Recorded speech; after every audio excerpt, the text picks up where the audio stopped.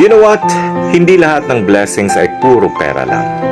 Ang problema kasi natin, kapag sinabing blessing, pera agad ang nasa utak natin. Pera ang ating batayan for a successful life. Yung pera lagi ang dahilan for our happiness in life. Oo naman, di ba? Kasi naggagawa natin lahat ng gusto natin dahil sa pera. Pero alam mo, magkaiba ang happiness at ang joy. Kasi ang happiness always requires happiness para magiging happy ka. Like for example, inaantay mo lagi ang sweldo para may pera ka. Kumain, bumili ng gusto mo, makagala kasama ang kaibigan at uminom. And after that, mag-aantay ka na naman sa susunod na sweldo kasi ubos na ang pera mo.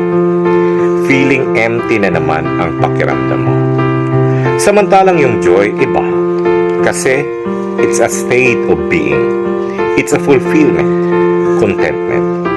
Andyan yung blessing ng buhay, buo ang pamilya, walang mga sakit, may iilan pero totoong kaibigan, bagong mga opportunities at memories in life.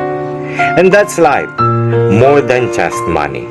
Kaya, be grateful to God.